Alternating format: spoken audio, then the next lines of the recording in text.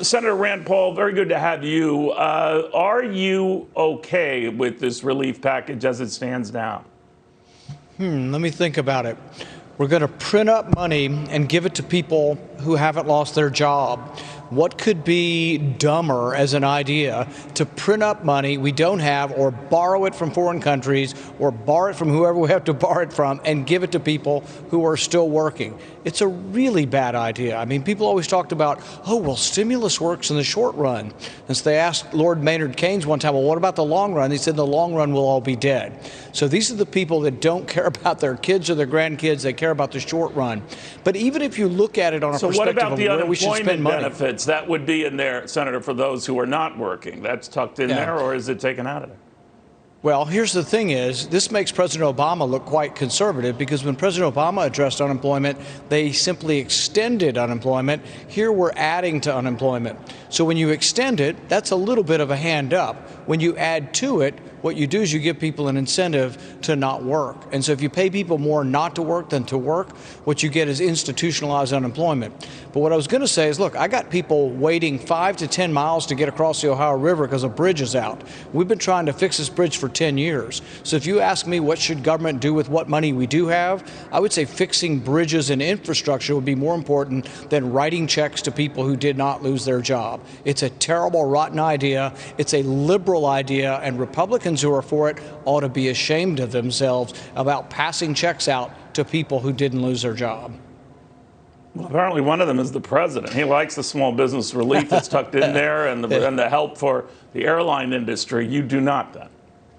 Well, we don't have the money. I mean, we're $1 trillion short in our annual budget. This adds another $1 trillion. So basically what you're voting for, if you allegedly say you're a conservative, you're voting for $2 trillion of deficit in 1 year. Last year we had 3.3. So there's nothing conservative about this. And my question is, what happened to the Republicans who ran against Obama's spending and debt and all their big bad ways of big government? Republicans are showing themselves to be just as bad as the people they criticized. You know, Senator, talk about the switch that's coming right now in administrations on January 20th when Joe Biden takes in. I had the sense, and correct me if I'm wrong, sir, that you do not see Joe Biden as the legitimate next president of the United States. You had said that fraud had happened. The election, in many ways, was stolen. So do you believe that Joe Biden taking over on January 20th indicates that he has stolen the election and stolen the White House? Well, you know, we have a long history of election fraud in our country. 7 out of 10 Republicans agree with me that there was significant fraud in this election. Not only fraud, the election law was changed by people who had no constitutional right to change it. So a Secretary of State in Pennsylvania or Georgia has no legal right to change the election law, and yet they did. Did it tip the ultimate outcome of the election, Senator? Do you believe that fraud, that chicanery was so rampant that it literally changed the results? First of all, no court has ever addressed that. No court has ever looked at the facts of fraud. But we had 2 lawyers for the Trump campaign present to us on Wisconsin and Nevada yesterday in our committee. In Nevada, they had 4,000 people who voted illegally. I've not heard one person on the left dispute it or even come to discuss it. 1,500 people who were dead. Tens of thousands of people who did not live at their house. They were voting from a commercial or a vacant lot. So, no yes, doubt, Senator, tens of thousands of illegal votes were counted. Is it in numbers that robbed Donald Trump of re-election? No court has ever heard it. No court and no proceeding has ever heard the facts to know. I'm just interested in your opinion.